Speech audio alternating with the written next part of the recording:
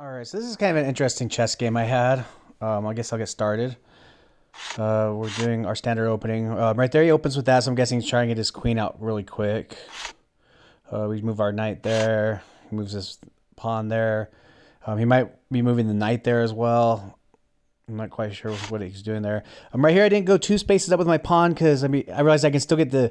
I'm just trying to get the queen and my bishop out, and so I don't have to move my pawn up those two squares and sacrifice my pawn just to be able to get the goal of getting my bishop and queen out. And I'd still have this pawn here to do some sort of work later, maybe, you know. And so sometimes I even do this mistake where I jump two squares forward to my pawn and I do a sacrifice and a trade there real quick, and I'm almost leaning now that it's a better idea just to move the one square and be able to have room to get the queen and bishop out and just let that pawn stay alive, you know? Okay, so we got my bishop up there. Maybe he'll accidentally move that pawn in front of next to his queen, and then I'll be able to swoop in there and kill the queen. But most people are too smart for that, right?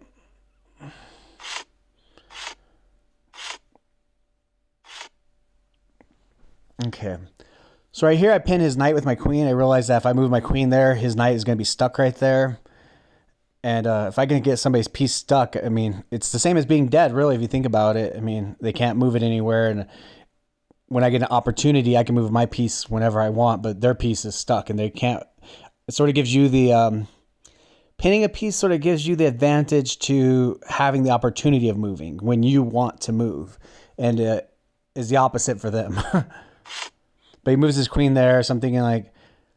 But then it's still dumb because then if he moves his knight, then queen to queen, that would be a terrible trade, right? All right, there he's going after my bishop, so I just drop my bishop back. I'm not too worried about him moving his knight there. So right here, I do another attack towards his queen by moving that bishop up, and that bishop is guarded by the rook, and his queen is kind of stuck there in a little funnel, so he just steps his queen to the side there. I move my pawn here. He takes it with that pawn, and so I guess I was just talking to Walgo about saving that piece and not doing a trade, but I mean, I did it there, and I think part of the goal was to get the bishop in a better position. That's why I did that.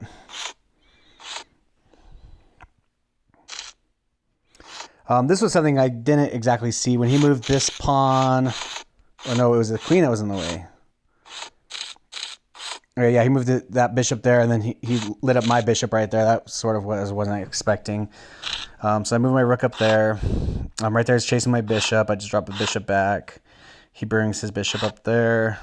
Right here, I'm thinking about pushing that pawn up to go towards and splitting that pawn there and that knight there and seeing how that goes. Because, yeah.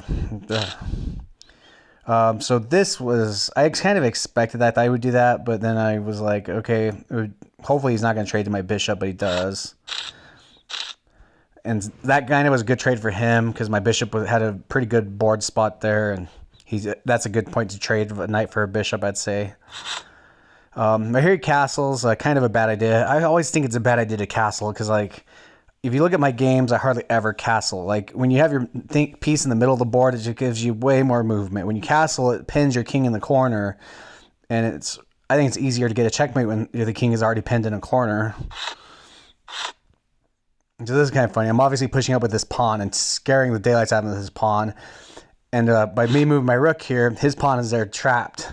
So his pawn there can't kill my pawn, which is kind of funny. And he starts guarding that spot there. So he brings the bishop up too. And I'm sort of trying to think like how. So I move this pawn up to try to gain access to that area. He moves there. And right here, I didn't see that. Is when he moves that pawn forward, he opens up towards my rook. I did not see that at all. And so he kills my rook. I was like, yikes. And then so I have to move my king out of the way.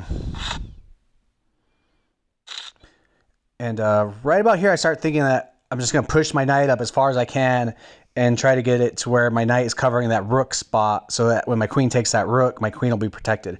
That's sort of what I start thinking here, and that's what I start to try to do. I realized there if I move my knight, he'd have a straight shot to my queen, so I move my queen up. Right here, I realize that he's probably going to get a queen with that pawn, but I have a rook guarding that back row, so I'm not too worried about it. So boom, I got the knight there guarding that rook spot. He moves the queen there. I slide this rook all the way down, and that gets his king in a check. And he slides the king back. And then right here, boom, I move the knight there to take that spot. And when I do that, it puts him in a really bad spot because his king can't go anywhere because the rook is guarding that whole file in front of the king. And his only way out of this is to sacrifice his queen to my knight. But if you look, my queen is guarding that spot, so he's going to lose his queen right here. And yeah, it's pretty much really bad news for him. And then there I get a check, so he has to move the king. There I get a check, so he has to move the king. Then slide down, easy checkmate there, right? And so I thought it was an interesting game. And if you looked towards the end there, I was losing pretty bad, and then I was able to flip it. Like, let me see, right here, he had a +11 on me, and then a +6. You know, it's like things were not looking so hot for me.